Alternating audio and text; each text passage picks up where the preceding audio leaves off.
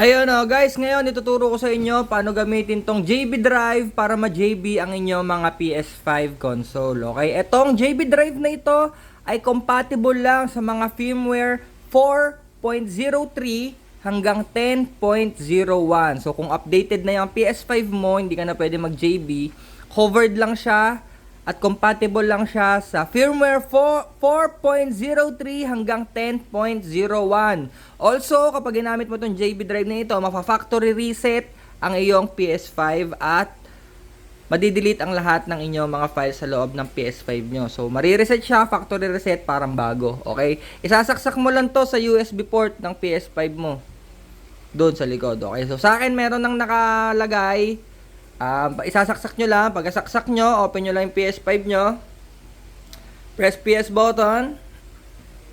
Then, punta kayo sa settings.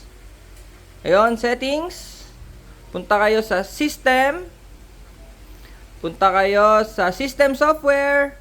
Punta kayo sa backup and restore. Punta kayo sa restore your PS5. May lalabas na games dyan. Ulitin ko lang, mapa-factory reset ang PS5 nyo at madidelete lahat ng files. Okay, so if you understand, you can proceed now. English Click nyo lang yung restore. Click nyo lang yung yes.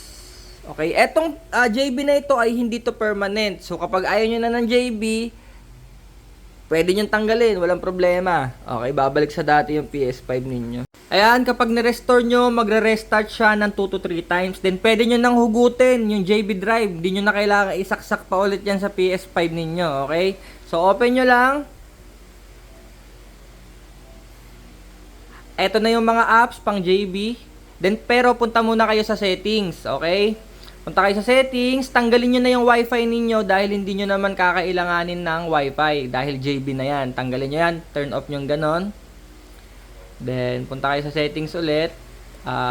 System software, system software update and settings. Turn off nyo tong dalawa na to. Kailangan naka-turn off.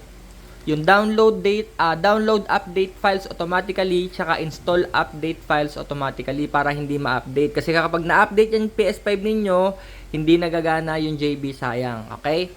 So, back nyo. Para i-activate ang inyong JB, punta kayo sa media, Y2 JB Autoloader, i-run ninyo yan.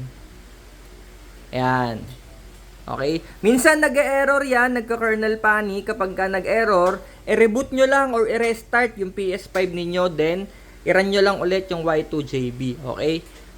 Tapos hindi nyo na kailangan isaksak yung JB lagi, yung JB drive, hindi nyo na kailangan isaksak, tanggalin nyo na yun pag na-restore nyo na. Okay?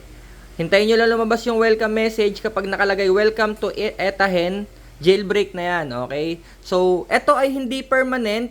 Every time na magre-restart kayo or magre-reboot kayo ng PS5 ninyo, kailangan i-run nyo muna tong Y2 JB Autoloader para ma-activate yung jailbreak. Okay? Every restart yon. So, yun lang. Salamat!